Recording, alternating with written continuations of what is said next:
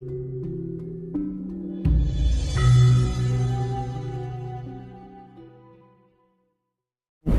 itu ada namanya senyawa glifoset. Nah, glifoset itu ternyata senyawa chemical yang benar-benar buruk terhadap tubuh kita gitu. Nah, glifoset masuk ke dalam lapisan usus saya, terus dia ngerusak. Terus jadi setiap ada glifoset atau gluten di dalam tubuh saya, itu sel darah putih nyerang satu usus. Jadi aku tiap makan, aku kayak mau mati rasanya. Jadi aku puasa terus sampai aku beneran bingung, ini aku mau gimana lagi. Aku pas lagi ke dokter dikasih obat kayak banyak banget, aku kayak aku nggak bisa minum obat, kayaknya aku nggak mau. Aku minta sama Tuhan bagaimana saya supaya bisa sembuh tanpa obat. Akhirnya dikasih jalan ini aromaterapi, terus ya alhamdulillah ya aku sekarang udah bisa makan roti. Gitu. Itu apa tuh namanya? Itu dari bahan apa sih Kak, aromaterapi itu? Dari dari tumbuhan itu sendiri. Jadi dia pure. Jadi ini medical grade sih. Medical grade. Jadi dia pure. Misalnya kayak kalau mau kayu cendananya memang diambil dari India gitu. Yang kayunya itu memang lebih dari 40 tahun gitu. Dan itu memang kita emang prosesnya memang sangat spiritual sih. Kita lebihan di situ. Tapi kan ada semacam kayak kita ini misalnya yang mau berobat gitu, atau apa yang namanya konsultasi misalnya. Jadi misal kayak saya kemarin, Kak Ditya, ini gimana sih aku misalnya pengen dari aromaterapi itu bisa nggak sih dia menangkap sinyal-sinyal misalnya aku yang nggak beres di tubuhku itu apa, itu gimana kemarin teknisnya? Aku kok sampai lupa kemarin Kak. Iya, kaget aku serius. Jadi kemarin Mas Hendra sakit, aku coba ini bawa aromaterapiku. Mas Hendra itu aku suruh pilih 4. Jadi memang kita dari tubuh kita tuh punya vibrasi. Nah, kebetulan aromaterapiku itu memang dia diambil dari qi atau energi tumbuhan tersebut. Jadi memang kita pinjam sama energi mereka supaya kita jadi sehat. Kita pinjam memang. Minta tolong, makanya biasanya pun aku memohon gitu kepada apa namanya aromaterapinya gitu. Aku minta tolong bantu saya untuk sembuhkan saya gitu. Terus ngomong sama semua sel di dalam tubuh saya, ayo kita kerjasama perbaiki saya gitu. Nah, kebetulan Mas Hendra kemarin milih 4, ya dari vibrasinya Mas Hendra langsung terlihat ke vibrasinya si 4 tumbuhan tersebut. Jadi kenapa sih kita ambil tumbuhan gitu? Karena kalau kita lihat, kalau di pohon daunnya dipetik, dia langsung tumbuh lagi, langsung regenerasi. Makanya kekuatan mereka kita pinjam. Itu sih Mas sebetulnya konsepnya. Dan persis banget ternyata yang ditangkap sama aromaterapi itu, dan harus dihirup ya Kak ya? Iya, harus dihirup, karena sebetulnya otak kita itu yang paling utama untuk menggerakkan tubuh kita. Jadi pertama kita hirup, dia langsung men-trigger otak kita untuk apa yang harus dibenahi. Lalu kita masukin ke kulit, nah itu dia langsung masuk meresap, karena kulit kita itu adalah tempat meresap yang paling besar di tubuh kita gitu. Jadi hati-hati kayak pakai body lotion, kita harus baca isinya apa, atau mandi itu sabunnya isinya apa, sampo isinya apa, itu memang harus berhati-hati. Kebetulan memang aku sangat menghindari chemical. Mencium aroma itu seperti tersentuh rasanya jiwa itu. Iya sih, ya, karena ada kenangan kan di dalam diri kita untuk berkenalan dengan aroma gitu.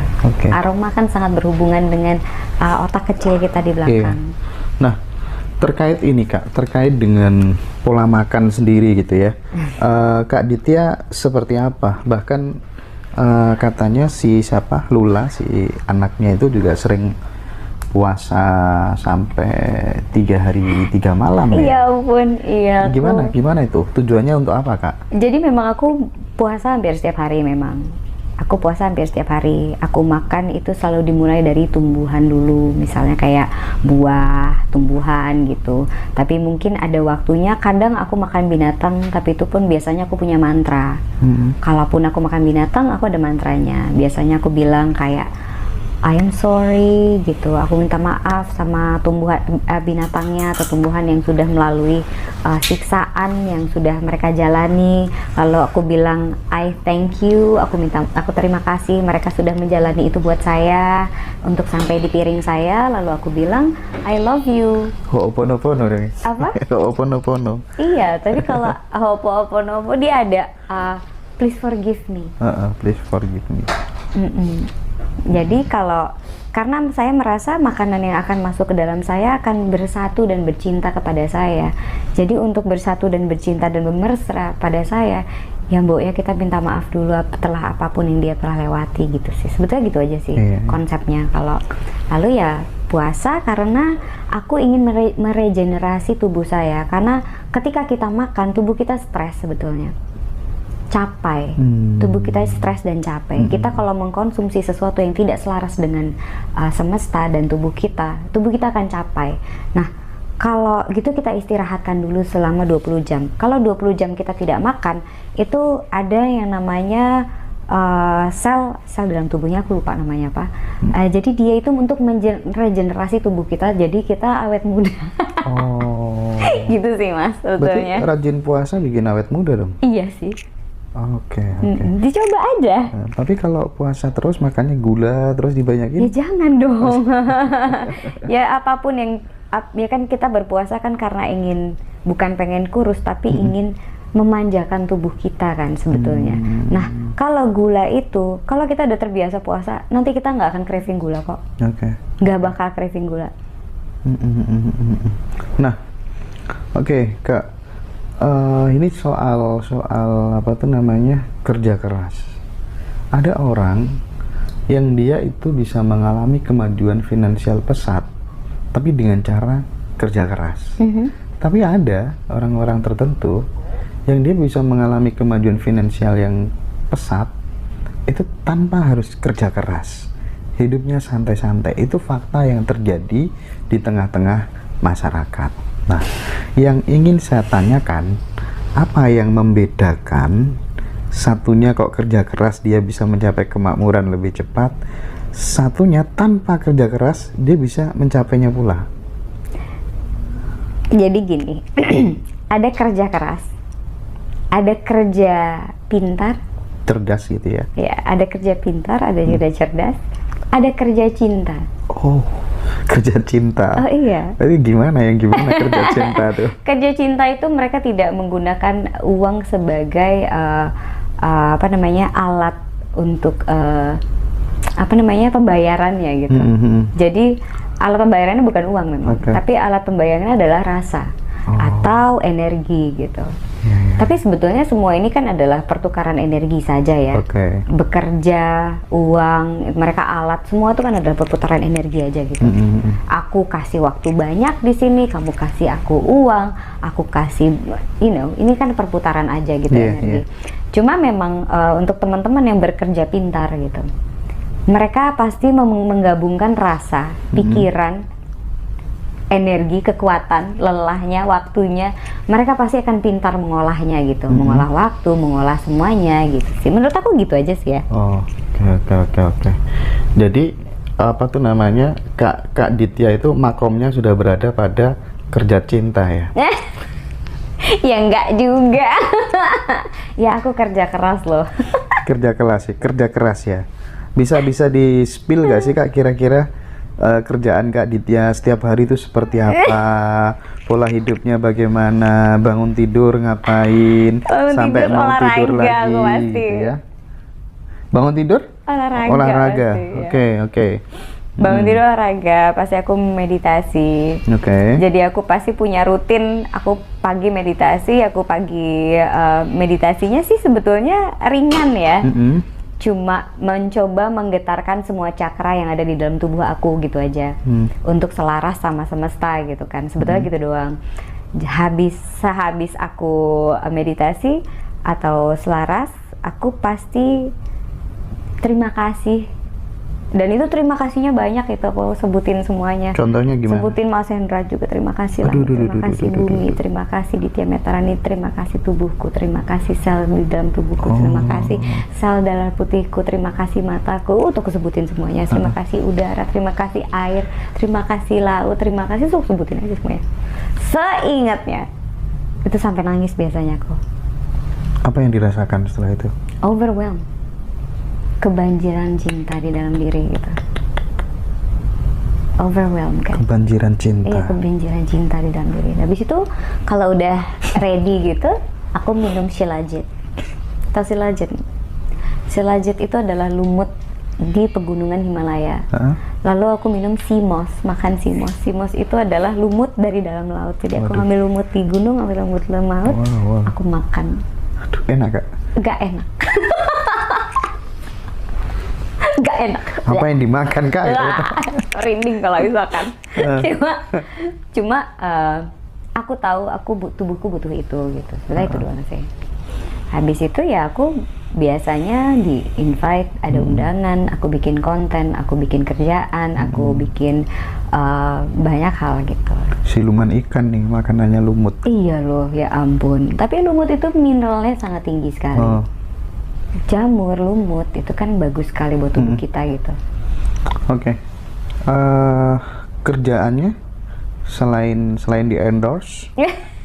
Konten Mas, aku tuh bikin ini kayak branding, terus aku bikin iklan buat brand, gitu sih. Sebetulnya aku lebih ke produser, director sih kerjaannya sih. Cuma memang di depan layar orang taunya kayak aku cuma gitu aja gitu, padahal sebetulnya enggak. Karena aku awalnya kan fotografer, awalnya produser, director gitu sih Mas. Oke Kak. Nah, tentang ini sekarang aku pengen bicara soal perselingkuhan. Waduh, kenapa nih? Jadi ada sesuatu yang menggelayuti pikiran gitu ya ketika aku melihat ya di kehidupan teman-teman, entah itu para artis atau teman-temanku sendiri gitu, soal perselingkuhan itu kira-kira apakah kemudian pasangan yang diselingkuhi, misalnya suami yang diselingkuhi oleh istrinya atau begitu sebaliknya, apakah itu juga termasuk hasil dari perbuatan orang yang diselingkuhi itu sendiri? Karena kadang kan kita mendapatkan dari apa yang kita lakukan, katanya kan ada konsep begitu. Jadi kita itu mendapatkan, menerima dari apa yang sebenarnya kita lakukan gitu. Maksudnya gimana? Jadi misal andai kata ada seorang istri yang diselingkuhi oleh suami. Nah, kan ada konsep bahwa manusia itu mendapatkan apa yang sebenarnya dia lakukan. Misalnya dia tidak selingkuh secara perbuatan, tapi mungkin barangkali dia selingkuh secara pikiran dan perasaan yang kemudian itu vibrasinya dia lebih kuat misalnya. Nah, nah, tapi di sisi lain kadang aku melihat juga di tetangga-tetangga, loh, ini istrinya baik-baik aja, masa polosnya kayak gini, kan nggak mungkin lah. Maksudku tuh itu Kak, aku penasaran dengan ini soal ini gimana. Ini nggak pernah dibahas siapa-siapa kayaknya. Ini ya. Gimana menurut Kak Ditya? Kalau aku ngelihatnya ya, semua kan balik lagi ke perjalanan ya Mas ya, semua tuh perjalanan gitu.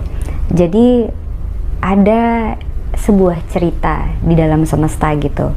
Let's say kita namakan Mbak Dona, dia adalah cerita yang namanya Mbak Dona. Lalu let's say ada ceritanya Ditya Metarani, lalu ada ceritanya Mas Hendra, lalu ada ceritanya, kita sebut semua manusia yang ada di sini. Mereka masing-masing sebetulnya adalah sebuah cerita yang diciptakan oleh Tuhan gitu. Jadi selingkuh atau tidak selingkuh, di dalam sebuah ceritanya dia, memang ada hal di dalam ceritanya dia memang harus dia pelajari. Menjadi perselingkuh lah, menikahi orang yang suka selingkuh lah, atau apapun lah judulnya gitu, diberikan sebuah tantangan di dalam cerita dari semesta gitu untuk menjadikan cerita itu jauh lebih berwarna, atau jauh lebih mengerti dirinya sendiri, atau jauh banyak sekali yang harus kita pelajari di dalam hidup gitu kan. Mungkin selingkuh adalah salah satunya gitu. Cuma ya aku rasa memang tidak pernah ada yang salah atau tidak pernah ada yang benar gitu. Yang salah adalah ketika kamu nggak sadar apa yang kamu lakukan, itu doang. menurut aku ya. Karena ketika kamu menjalani semuanya, lalu kamu sadar bahwa semuanya memang tercipta begini adanya untuk saya bercerita dalam semesta ini gitu. Bukankah semuanya jadi bagus ya? Maksudnya walaupun itu adalah sebuah perselingkuhan, misalnya gitu, itu adalah sebuah perselingkuhan gitu. Tapi dari kedua belah pihak kan akan mendapati apa ya, pelajaran gitu. Ya dari perempuannya, ya dari laki-lakinya, mereka akan menemukan jati dirinya masing-masing dari sebuah kesalahan. Lalu mungkin akan menjadi satu lagi bersama, atau mungkin kayak nggak bisa nih, gue harus ini. Lalu dia melalui perjalanan lagi, melalui perjalanan lagi, semua akan melalui perjalanan lagi gitu. Dan menurut aku semuanya sah-sah aja gitu. Tidak ada yang salah diselingkuhi, tidak ada yang salah dari selingkuh. Yang salah ketika kamu benar-benar tidak menyadari apa yang kamu lakukan gitu. Dan kamu terus menyakiti diri kamu gitu. Itu boleh juga sih sebetulnya ya. Nggak salah juga sih sebetulnya ya. Ya sebenarnya sah-sah aja gitu. Karena manis aja di dalam hidup ketika kamu benar-benar sadar bahwa semua cerita dari Tuhan itu ya sekeren itu gitu. Dengan segala ceritanya gitu. Iya, tapi kalau prediksi atau tebakan daripada Kak Ditya itu sendiri gitu, apakah kemudian pasangan yang diselingkuhi itu karena hasil karmanya dia sendiri saat itu, saat ini? Bukan nih, nggak perlu jauh-jauh soal karma di masa lalu ya, karena memang itu tadi ada ketidaksetiaan ya, meskipun itu hanya lewat pikiran dan perasaan atau seperti apa, itu tidak ada kaitannya. Karena ini ini penting banget. Karena aku masih penasaran gitu loh. Penasaran gimana Kak? Faktornya banyak banget sih Mas, faktornya banyak banget sih. Itu kan vibrasi, permainan vibrasi di dalam diri kita gitu, permainan vibrasi bahkan aku bilang ya. Karena sependek itu penglihatan kita kan, karena itu bermain saja gitu antara kamu dengan pasangan kamu gitu. Ketika kamu tidak memvibrasikan hal yang sama gitu, dia pasti akan tidak memvibrasikan, ngerti nggak? Jadi tidak akan nyambung memang. Memang gitu awal dari perselingkuhan. Karena kita tidak vibing the same vibe gitu. Sebetulnya kan itu doang. Tapi kan vibing itu kan banyak hal, kayak misalnya suaminya pulangnya capek gitu. Kayak gue pengen banget istirahat, gue capek banget di kantor. Terus istrinya kayak yang ngoceh aja ngomongin orang lain gitu kan. Capek suaminya. Anjing nih nggak, vibrasinya nggak gue banget nih, gue capek banget nih. Bos gue aja kita misalnya, let's say kita bikin sebuah cerita gitu. Itu bisa jadi sebuah awal perselingkuhan, atau bisa jadi faktor orang tua. Orang tuanya adalah orang tua yang tidak pernah setia. Itu menjadi sebuah vibrasi di dalam dirinya untuk pengen coba banyak hal.